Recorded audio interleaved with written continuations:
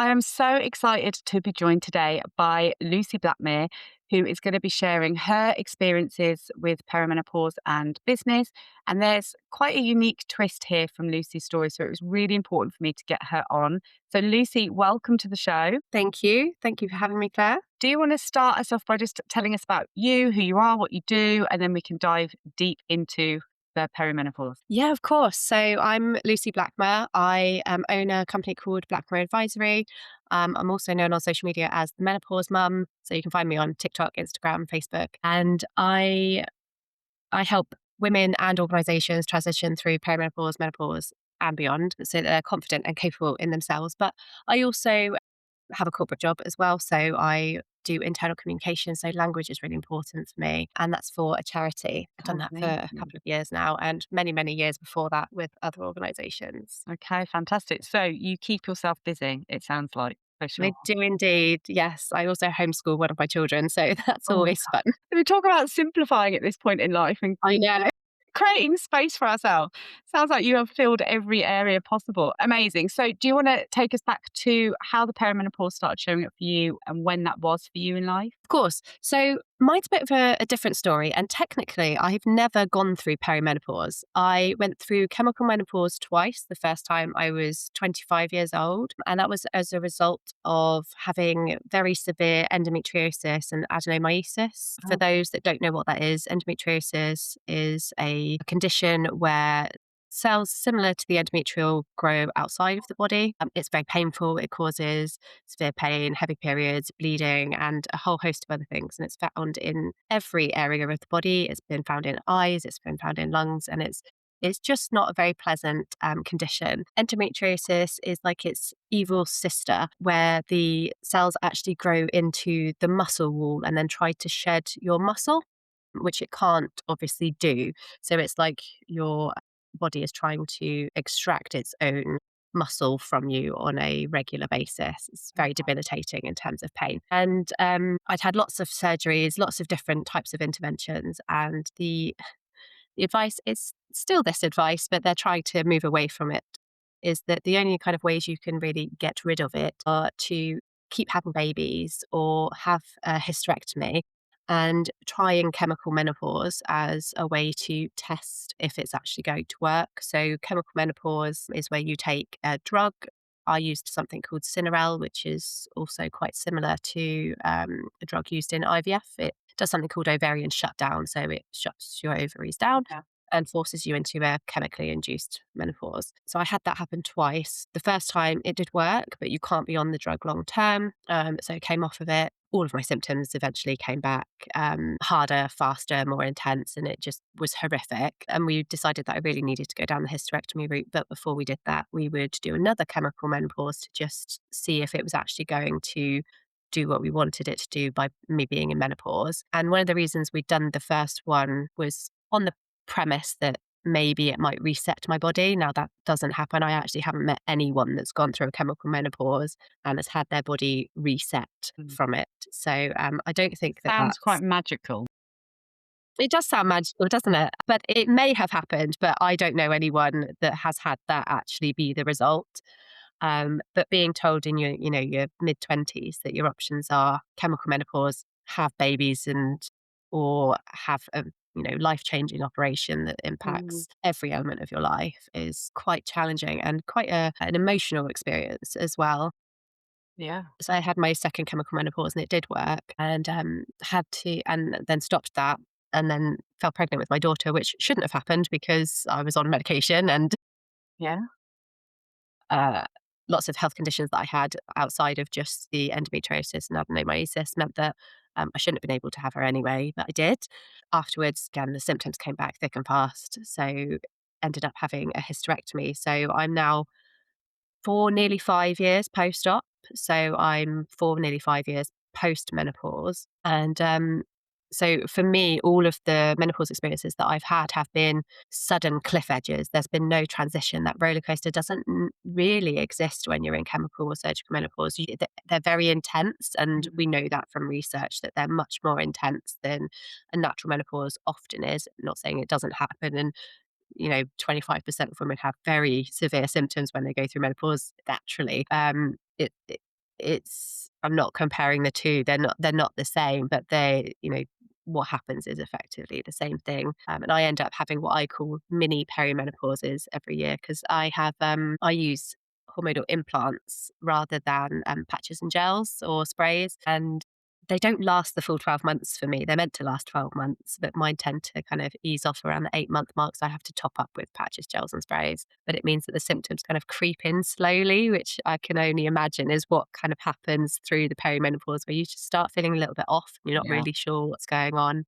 And then once you've built up a nice bank of symptoms, you go, "Oh no, I'm really not okay now. Something's wrong." And other people start to notice and go, "Are you okay? Something's not quite right." So yeah, that's generally what happens to me. I mean, gosh, what a journey that you have been on. And thank you so much for coming on and talking about it, because there'll be so many women that are going through similar things to you, but feeling really isolated in that. So I really appreciate you coming and speaking about it. And I find it really interesting. And it's exactly what you say, because one of the main things that I find with my clients is actually they're not aware until it's almost too late that they're Yeah. in the perimenopause, especially if they're not relating it to the business and how things are showing up in their business.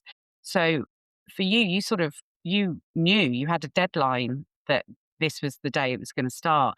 So how did that impact you, having the awareness? Do you feel like that helped you at all, or not in any way? It's a really great question, and the reason I say it's a really great question is because I'd love to say it did. I'd love to say that it helped me, but in all honesty, and the reality is that each time, each menopause was different, and we know that everyone's menopause is different, but I'd never really thought about the fact that my own menopause would be different depending on what had happened. Yeah. So the 2 chemical menopauses, they were similar, and most of the things that I tended to experience were the physical symptoms. So the hot flushes, the night sweats, maybe some heart palpitations, panic attacks. But I actually think that was the Marina coil because I had that at the time and I had it taken out very quickly because I turned into an absolute crazy lady. And that can happen a lot for some women as well if you're sensitive to kind of hormonal contraception. If you have the micronized progesterone, it can also kind of force your symptoms the other way rather than being the calming hormone. It can kind of push you into Yeah. stress, anxiety, and rage and things like that. So I wasn't expecting those things, but they came thick and fast. And then when I had my hysterectomy, in my head, I thought, no, I know exactly what's happening. It's those physical symptoms. I'm not going to need progesterone because I don't have a womb and I'm going to be fine. And then it hit and it was totally different. All of the cognitive symptoms hit, grief that I wasn't expecting Yeah. came very early on after the hysterectomy. You look swollen. They fill you full of gas and lots of different things. So I looked about 6 months pregnant and my organs were shifting. So it felt like a baby was kicking and it Wow. obviously wasn't. Yeah. So when I had my hysterectomy, it was a lot more of the cognitive symptoms started coming in. So the anxiety, the depression, the brain fog, the kind of self isolation, the hesitation, Mm. the inability to kind of make decisions, that all of those things started coming in that I hadn't really experienced before in the chemical menopause. So that kind of knocked me as well. Yeah. Of And course. there just wasn't support because I was in my early 30s when I had my hysterectomy. I had 2 young children. None of my friends knew what I was experiencing and going through. And, my parents are of a generation that you just don't talk about these Yeah. things. And I'd even reached out to some local groups and they said, "Oh no, we can't kind of have you because you're not the right age and you've got young Really? children and our children are grown." So I didn't really have a place to fit, which is one of the reasons I do what I do now because I don't want anyone to experience that isolation. I don't think that should No. happen to anyone, regardless of why you're going through perimenopause or menopause. We're all experiencing this and everyone's is different. So, you can go through menopause naturally. The youngest woman recorded is she was 9 when she went through menopause. Like it can happen so young Wow. naturally. Yeah. It's rare, but it happens. And I think that more and more it's really nice like that you're doing this and more of us are talking about it. But I think there's still those stereotypes that it's only for old women, you're going to be a grandma before it happens. And it's just not true. No, I mean, I think this is the problem is that our parents' generation, as you said, they just didn't really talk about these things. So we had no awareness of it. And then the only awareness really that we had was about the actual menopause itself. And that happened when you were older and you just weren't going to have children anymore. That was like, Yeah. it. So actually, the awareness of perimenopause is only just starting to surface, and we're only just starting to understand what that means for us. And actually, that can last 7 to 10 years. It's such a huge proportion of our life, but there just isn't the awareness of it. And that's why when I finally realized what was happening and why everything was feeling harder for me in my business and my personal life, and I made the changes to improve that, it was so important for me to then support others through it, because there just isn't that support out there at the moment, like you highlight. So it's really important work to support others through this time, because it can feel so isolating. And I think that's so sad that when you were going through something, and that is a young age to be experiencing it. Like you say, your friends were likely still in the point of having children and just settling into that section of life, that even the support groups that are out there weren't supporting you, I think is really sad. Yeah, it is. But again, I think it goes back to awareness, because if you don't know that people can go through it earlier, even if you don't know if you can go through perimenopause earlier, why would you naturally kind of pull that person in? And actually, some of the harshest conversations I've had have been through women that have gone through menopause naturally, rather than people that haven't experienced it, who've gone, oh wow, this is a big deal, this is a lot.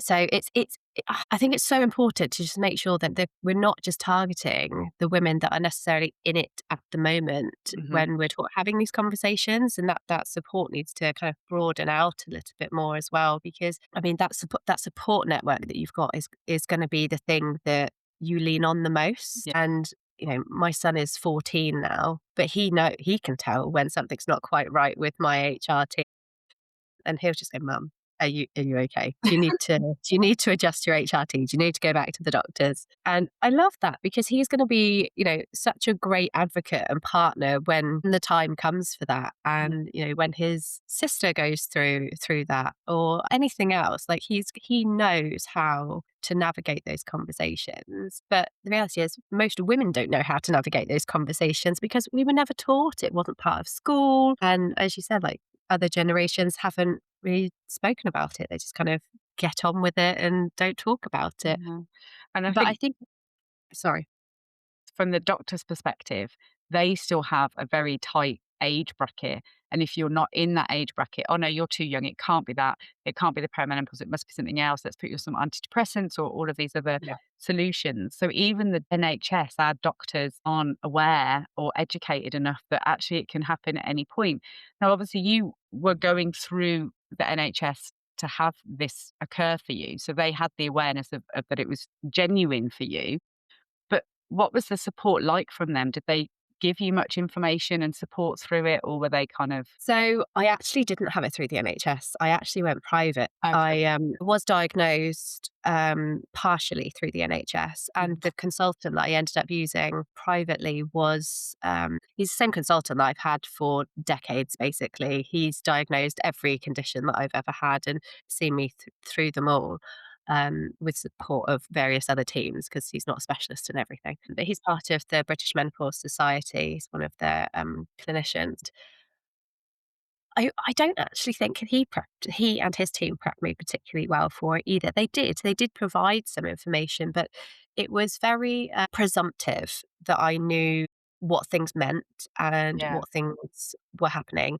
It very much focused on the physical side. It didn't focus on the cognitive side at all. So I did have a leaflet that basically explained what menopause was, and it explained more so what was going to happen with the operation. So it explained the hysterectomy and the physical side of healing with that. And it did actually call out that I might want to talk to somebody about it. So they were thinking about counselling, and that was great. But when I reached out for counselling, both through work, so through an employee assistance program at work, which a lot of employers offer as part of their compensation packages, I was told that it was too complex and they couldn't deal with me. And all I wanted to talk about was very specific. I was like, I've had a hysterectomy.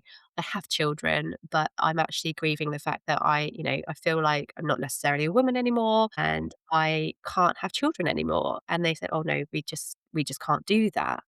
So again, I was kind of floundering on my own, and the NHS suggested that I try some group therapy, but group therapy on the NHS, one, I've tried previously and it's just not for me. And also it wasn't specific to do with menopause and or a hysterectomy. So it just it didn't fit. Yeah. That wasn't helpful. And then what I do think is helpful, and I don't think I thought it was helpful at the time, was they actually gave me some pelvic floor physio, Okay. which at the time I didn't really think much of it, but actually so many women have bladder issues in menopause, especially if you've had a hysterectomy because you've had surgery, organs have been have shifted, you're at higher risk for prolapse, etc. I didn't really think about it until probably last year when I started having more, again, more physical symptoms in that kind of area, where I then realised that I needed to have vaginal estrogen cream, which hadn't been part of my HRT plan, but actually it should have been from the start Yeah. because you get things like vaginal and clitoral atrophy. Vaginal estrogen can help with prevention of UTIs. It can help increase sensation. It can stop your labia from shrinking. There's so many things that you just don't get told about. And as someone that's having to, I guess, has always been having to deal with it by themselves. I didn't know. I thought maybe I'd lost a bit of weight down there. And there were times where I'd had to call my consultant and be like, I feel like I'm having a prolapse. And because I've had so many surgeries, I'm looking and I'm going, I don't know if this is what it's meant to look like now because there's scar tissue and all of these other things. Yeah. And he was like, just come in, it'll be fine. So I'm really grateful that I've had that kind of single point of contact, but I'm really lucky that I had at the time of the hysterectomy an employer that covered that. Mm. And now I don't have that. So I'm funding these things myself. And actually, I know I'm really privileged to be able to do that. And I can't do it in the way that I used to. I can't just call them up and say, hey, can I have this, that, and the other? And those sessions are like hundreds of pounds a time. And I can't afford to keep doing that. So I know that I was very privileged in that. And the NHS doesn't really offer that support. I know women that have left their hysterectomies, that have had them on the NHS that haven't had any guidance on, they haven't even left with HRT, they haven't left with a conversation about it, they haven't left with any indication that they might need to talk to a counsellor, they haven't left with any kind of indication of physiotherapy, they haven't had anything in terms of what those kind of ongoing symptoms might look like. Yeah. And again, it all comes down to education, doesn't it? And if we're getting the education earlier, then we would Mhm. be prepared for these symptoms and to be expecting them. So so you went into business after all of this. So you were employed at the time of you went through all of these things, yeah. And you had support from your employers to a degree. Yes. Yeah. No, I did. So I can't fault them. Obviously, recently the new Employment Rights Act has come in, Yeah. and at the moment it's voluntary, and next year it'll be mandatory for anyone with over 250 employees to have a menopause action plan. And that probably doesn't go as far as I personally want it to, but the employer that I had at the time, they were very good. They were probably very ahead of their time. They had, on the surface, what would be a very comprehensive menopause plan and policy. They had menopause champions. They had specific menopause guides, but they weren't targeted at the right audience and they weren't targeted for business. So they covered the biology, which is great. And as you said, education Mhm. is really important. But it is that starting point. And I think that that's what's so important for anyone, whether you're going through it or you're a business, to understand is that education and awareness of what could happen in terms of biology is a starting point. Because actually, me coming to you as an employee and saying, these are all my symptoms, isn't helpful to anybody, Yeah. quite frankly. The conversation should be, this is how these symptoms are impacting or showing up at work. So I've had these cognitive changes that mean that actually now I am stepping back, I'm isolating, I'm not as ambitious as I was. And it's not because I'm not ambitious, it's because I'm second guessing and hesitating my own ability, even though my ability hasn't changed. I'm now second guessing. Talk about this though, because whose responsibility is it to Mm, see that, to see those changes and understand the root cause of those changes? Because as the employee, like we've already said, often we are not aware, we're not connecting the dots of this is why I'm suddenly different at work and these things have changed. Is it the employer's responsibility to be able to spot these things and highlight them in a supportive and gentle way? Or is it the employee's responsibility to understand what's happening to them to then be able to take it to the employer? Absolutely. So I think it's a bit of both. And the reason I say it's a bit of both is because I know, not from personal experience, but from working with organizations, that when these kind of, I'm going to call them professional symptoms of menopause show up, Hmm. it often looks like a performance issue, Yeah. looks Okay. like potentially we might need to have a hard conversation. Potentially we might need to put you on a performance improvement plan. And that's not true. That's not what you need in this situation. Yes, you need support. Yes, you need simplification or prioritization. You need to work slightly differently, as we alluded to earlier on. But that's why, for me, it's really important that organizations look at all of this in the round. It starts with the education, it starts with training managers, it starts with menopause champions and workplace networks. So, and they need to have different focuses. So the ones specifically targeted at those that are going through perimenopause and menopause does need to have more of a focus on, those symptoms and what's actually happening in your brain, emotionally, and in your body, but actually then translating that into what that could mean for you at work. Mhm. And it needs to start earlier. So we can't be just targeting women that are, 45 plus.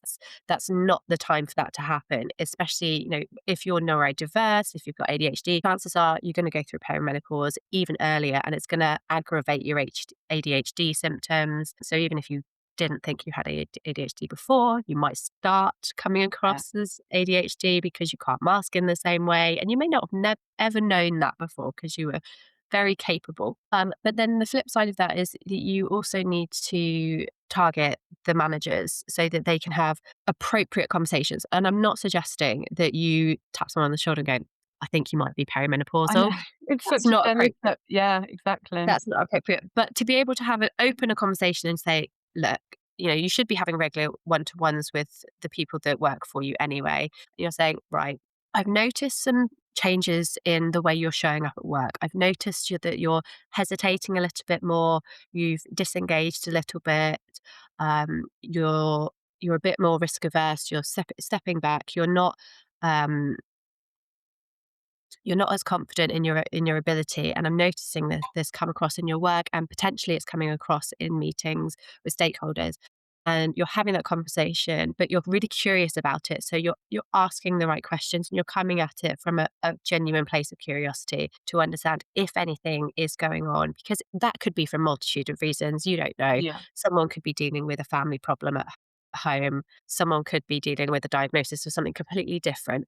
But line manager training really needs to be able to build and work around coaching conversations to pull out what potentially could be happening. Because you might have that conversation and that employee might not have a Scooby Doo clue what they're talking, what is actually happening, as we said earlier, because you Mhm. don't always know No. until there's too much going on. But there's part of that conversation where you go, okay, if you can't quite see that there's a reason for this, we might need to think about how to support you with reasonable adjustment, with changes to your schedule in terms of flexibility, with potential changes to your uniform if you're getting a bit overwhelmed. But potentially, maybe, if things are coming up and they're saying, oh, yeah, I'm getting a bit, my temperature's a bit funny at the time. And hot flushes are not one of the main symptoms, but it's a stereotype. So I always use it. Yeah. But it's not, it's a main symptom at all, but is there something we can use? We've got AI now, are you utilizing that appropriately for note taking so that you're remembering things and you don't have to write everything down so you can actually concentrate in the meeting and still have your notes there.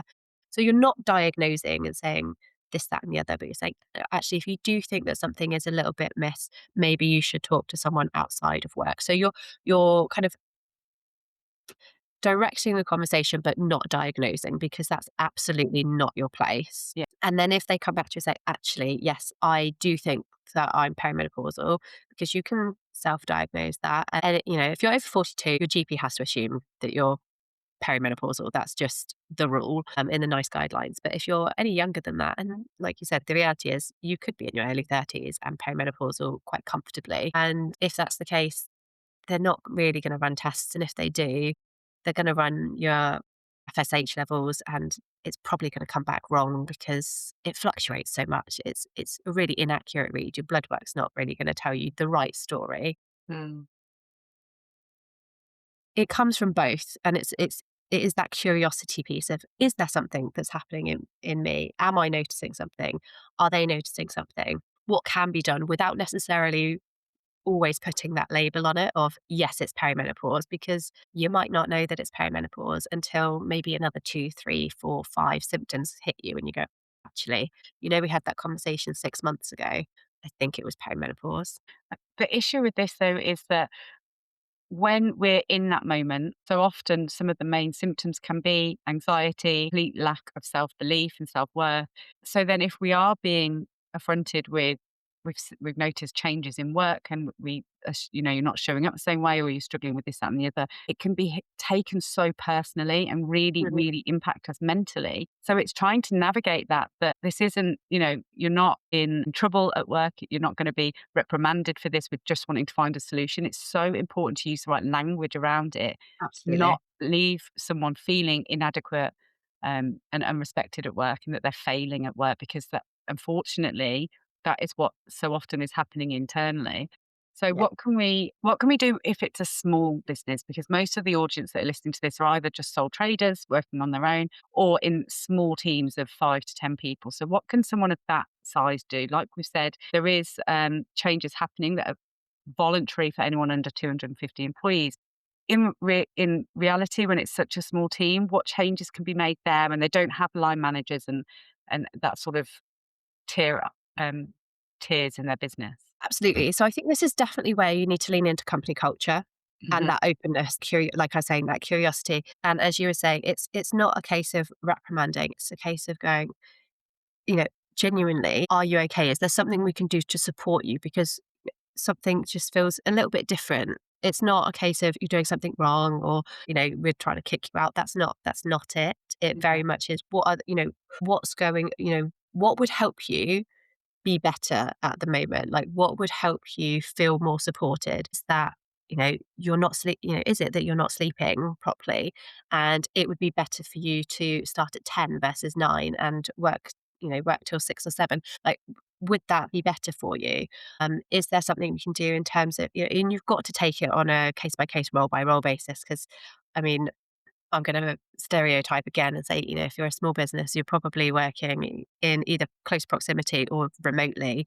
If Yeah. you're working remotely, you've got that flexibility. If it's something like, I don't know, hairdressers where you're in close proximity, is it a case of actually, can you take more? Is it feasible for you to take more breaks? Can you sit down while you're having your client consultations rather than having to stand above them and talk to them? Can you pull that chair over and be like, actually, I'm just really knackered? Because fatigue is a huge one, right? Yeah, it's one of the biggest. Is there a conversation you can have about layering up or noise reduction? Because overstimulation is a big thing. Like, Mhm. are you happy for those people to have their headphones in? Some organizations are, some organizations aren't. There's so many like options and it's going to be different.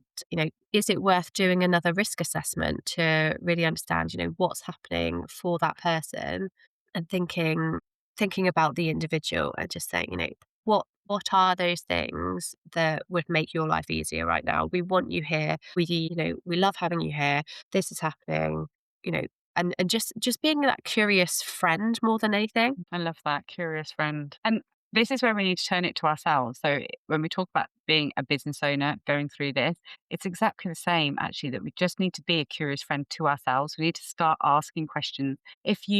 Because one really common thing that I'm seeing with a lot of my clients is that they feel like they've just completely lost passion for their business. Yeah. So it's asking yourself, okay, well, why have I lost passion? Is it that I genuinely just don't care about this anymore? Very unlikely. Or is it because I'm just not as motivated anymore? There's other things going on.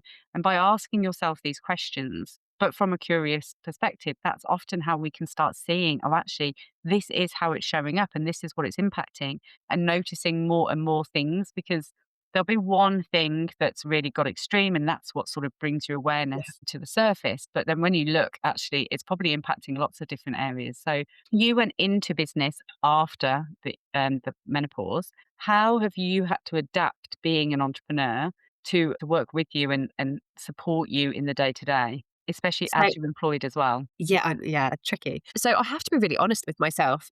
like the most honest I have ever been with myself. I need to be checking in myself and going, do you know what? Right. What am I genuinely, what capacity and capability, like what capacity do I have to do this? Mhm. Ring fence that, have as many systems, like frameworks and automations as possible in place because I can't do everything. Yeah, A lot of people, when you're an entrepreneur, one man bands, or even like small teams, you cannot do everything. You need to find ways to get creative. And there's so many tools out there now, free and paid for, that can help and support with that. But also, what I'm finding more and more is actually leaning on your broader network as well. I had mhm, my neighbor knock on my door yesterday, and he's like, "Have you finished your website?" And I was like, "Oh, no, I'm stuck on this bit." He was like, "Oh, I do that for a living. Do you want me to help you with it?" Great. Yes, absolutely. Please do.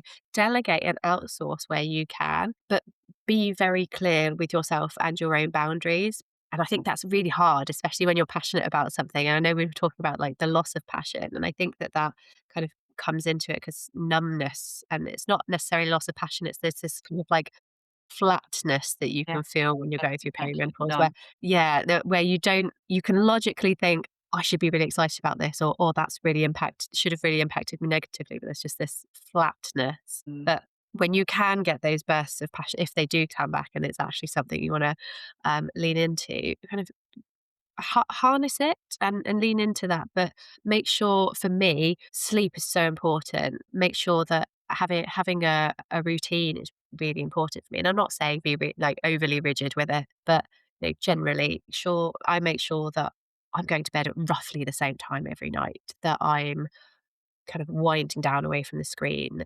Um, if I'm with the kids, I'm with the kids. If I'm doing this, I'm doing this. And that's been so important for me. But then also having these kind of automated systems, so I'm not having to do everything manually, or yeah, having to come up with every possible idea for how I'm showing up on social media. Because again, I'm not a social media expert, but there are ways and means of doing that. And I think that it's so vital when you're kind of working out what you're doing as an entrepreneur, that you prioritize and you go, okay, right, in the next day, 30 days, 60 days, 90 days, 6 to 12 months, what am I trying to achieve and how do I get there in the most streamlined way possible? mm, Am I trying to do too much? The answer to that more than likely is yes, you're trying to do too much. Like, pare it back. You don't need to do everything to have impact. And I mhm, think, that's what you do, Claire. You kind of teach people how to kind of make it as streamlined and effective as possible, and you've done yeah. that with your own work and your own life, which is amazing, and my hat off to you because it's such a powerful thing that you've been able to do for yourself and for other people. Yeah.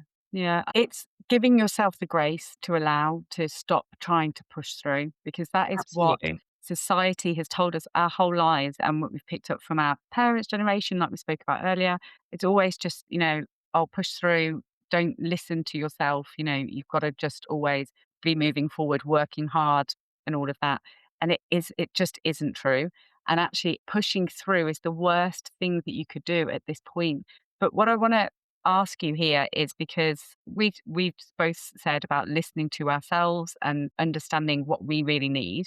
But how do you actually do that? Because I know a lot of listeners will have seen that advice and be like, well, I've never listened to myself. I don't know how to suddenly tune into myself. So what advice would you give around that? How do you do that? How do you make sure that you are honoring what you genuinely need? I love this question as well because it can actually be really uncomfortable. Yeah. And I think that that's a really harsh truth. But it can be really uncomfortable to sit with that, to honor like how you're feeling. And there's definitely a boundary piece within that, to go, do you know what? I'm exhausted. This friend wants to see me. They haven't seen me for weeks. I'm too tired. I can't do it. And it's okay to say no. Or you've had a piece of work come in or a client approach you. And actually, yes, technically you might have space on your books, you might have space, but do you have the energy to do it? If you don't, you can say no, and that's okay. And I think being able to step back and sit in those uncomfortable situations, or when something comes up and you go, oh, no, but I should be doing something. Because I think we all do that. You sit down, you go, oh, no, I need to get back up. And there should always be something. I hate that word should. It's such a It's horrible yeah, because one of you the worst words. shouldn't. Like, you shouldn't even exist. It's Yeah. am I able to do this in this moment? Is it essential? Is it going to be the thing that actually drives impact of what I'm trying to do? If the answer is no to both of those things, don't do it. Love that. Do you have any specific tools that you use? So for me, for instance, journaling really helped me start that, dual communication between what internally I'm actually desiring and needing, and the outside, because I was trying to sit in the uncomfortable, and I really struggled with it in the beginning because I would think, oh, but I should be doing this, or I can, just push through, Clay. You definitely can do this extra work, or whatever it might have been. So actually, when I started sitting down with a journal, and I told myself I wasn't going to uh, limit anything that wanted to come out. I was just going to let it flow in its entirety. I wouldn't edit anything. And then afterwards, when I read through it, I was like, oh my God, like it was the biggest slap in the face. Just the truth just blazoned in front of me that had been inside me. And so just breaking that and opening that channel of communication up was huge for me. So do you have any tips or tools that you use personally, or do you just sit with it? So I'm actually a meditation teacher. I don't do it as much anymore, but I think that that helps because a lot of people think meditation is about just sitting quietly, and it's not. Mm, It's about recognizing that your mind will wander naturally. And I always have a piece of paper with me or a notebook with me. So it is basically journaling. But in those moments, you go, okay, so I'm trying to clear my mind. What comes up? Because chances are the things that come up are the things that I'm worrying about the most, yeah. or I, for whatever reason, thought are a priority. Whether they are or not is not the point of this exercise. And you just think, okay, every time, and it normally happens around the 7-second mark, and that's not a long time Mm. where you go, "Oh, this thought's come in," and just write it down and then try again, and just whatever comes next, write it down, try again, and you end up. I tend to put them into a bit of a what they called word cloud afterwards, Okay. because then you can see, because you get duplication, and I'm sure you probably found that when you were doing your journaling and you're trying to Yeah, just let you get everything stuck on out. a certain loop, yeah. You get something or a couple of things that just come out and you go, "Right, okay, that's something I really need to address," because it may be is it something I need to be doing for myself or my family or my business? Or is it something that I just, for whatever reason, assigned a value to that has always been on my to-do list for the last, 3 months, and it's just there and it keeps coming back and it keeps coming back. Because the reality is, if it's been there for that long, it's not a priority. Just allow yourself to say, "It's not a priority," and that's totally okay. Yeah, just let it And I think just taking time for yourself. I never really used to understand when people would say, "Oh, you need to prioritize yourself." I'd be like, "I'm too busy. I'm too busy. I'm too busy to make sure that I'm eating properly. I'm too busy to make sure that I'm getting to the gym, or I'm going for a walk, or I'm doing something for me."